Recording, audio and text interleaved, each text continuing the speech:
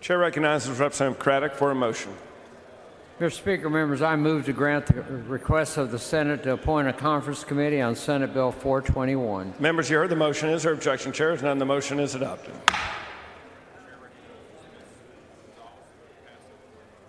Chair recognizes Representative Gonzalez of El Paso for a motion. Members, remember a couple of weeks ago when Representative Strickland killed my pecan bill and we laughed at that? Yeah, we were really sad about that moment. And when I came up here to talk about that bill, I talked about how my district produces 50% of all the pecans in the state. And I have been really active and vocal about protecting Texas agriculture and Texas farmers and ranchers because I am worried about what Texas agriculture looks like 20 years from now. As someone who had the pleasure and the benefit of growing up in rural Texas, who has been surrounded by an agricultural community, I want my future potential possible maybe children to also have the same opportunities and possibilities of rural Texas.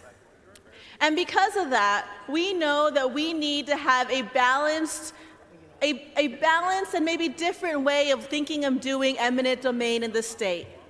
I am worried that when we have less rural legislators in the Texas House, we may not be able to do that.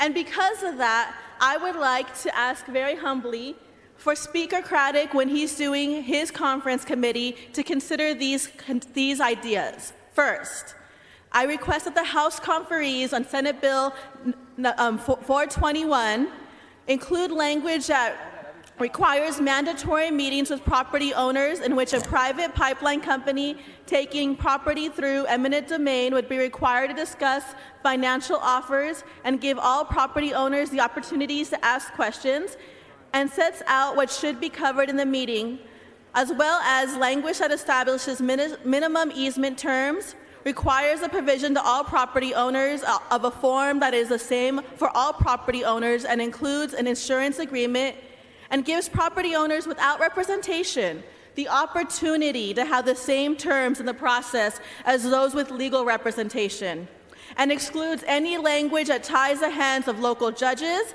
and special commissioners and prevents them from exercising discretion to administer the eminent domain process, or it may not be constitutional. I ask this on behalf of our ranchers and farmers. Thank you.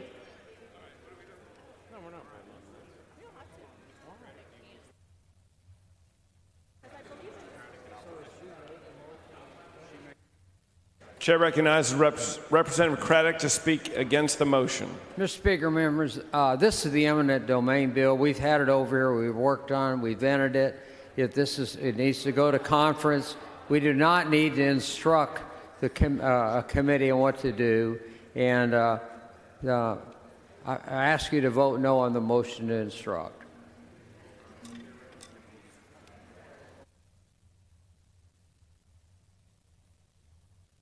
Chair recognizes Representative Gonzalez to close. Of course, I respect Speaker Craddick and all the work that he has done, but I worry about the future of Texas agriculture, and I ask for you to vote for this motion. Thank you.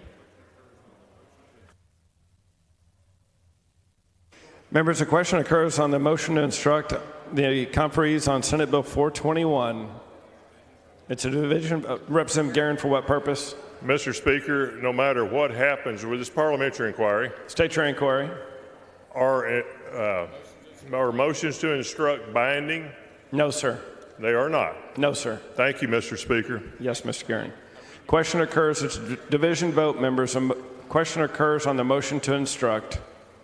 Vote. Vote aye with Ms. Gonzalez. Vote nay with Mr. Craddick. Strike the board. The motion to instruct prevails.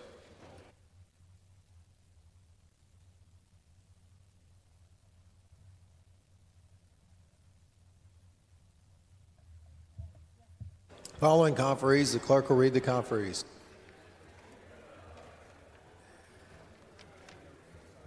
House conferees on SB 421, Craddick, Chair, King of Parker, Minhades, Munoz, Strickland.